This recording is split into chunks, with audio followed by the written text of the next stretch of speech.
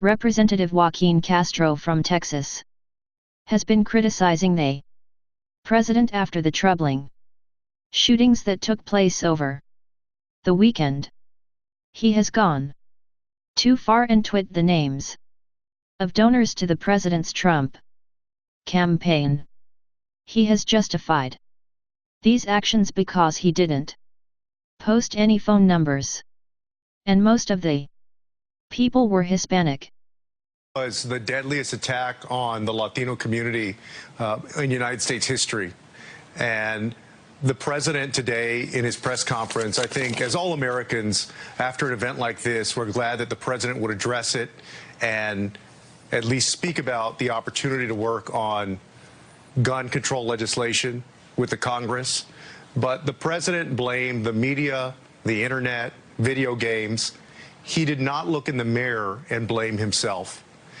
If you look at that terrorist manifesto, the shooter's manifesto, a lot of the language that the shooter used is eerily similar to language that the president has used to dehumanize and demonize Hispanic immigrants to this country.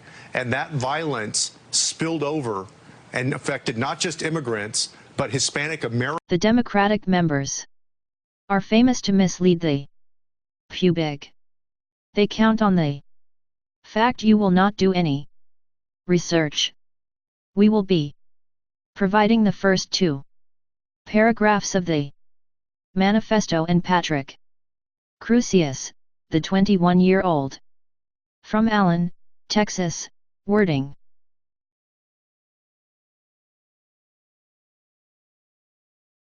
The inconvenient truth about me. In general, I support the Christ Church shooter and his manifesto. This attack is a response to the Hispanic invasion of Texas. They are the instigators, not me. I am simply defending my country from cultural and ethnic replacement brought on by an invasion.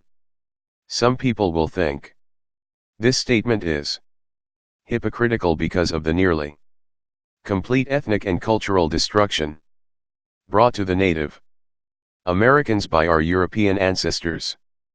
But this just reinforces my point. The natives didn't take the invasion of Europeans seriously. And now what's left is just a shadow of what was. My motives for this attack are not at all personal. The Hispanic community was not my target before I read the Great Replacement. This manifesto will cover the political and economic reasons behind the attack, my gear, my expectations of what response this will generate, and my motivations and thoughts. Political reasons. In short, America is rotting from the inside out, and peaceful means to stop this seem to be nearly impossible. The inconvenient truth is that our leaders, both Democrat and Republican, have been failing us for decades. They are either complacent or involved in one of the biggest betrayals of the American public in our history: the takeover of the United States government by unchecked corporations. I could write a 10-page essay on all the damage these corporations have caused. But here is what is important. Due to the death of the baby boomers, the increasingly anti-immigrant rhetoric of the right, and the ever-increasing Hispanic population, America will soon become a one-party state. The Democrat Party will own America, and they know it. They have already begun the transition by pandering heavily to the Hispanic voting bloc in the first Democratic debate. They intend to use open borders, free health care for illegals, citizenship and more to enact a political coup by importing and then legalizing millions of new voters.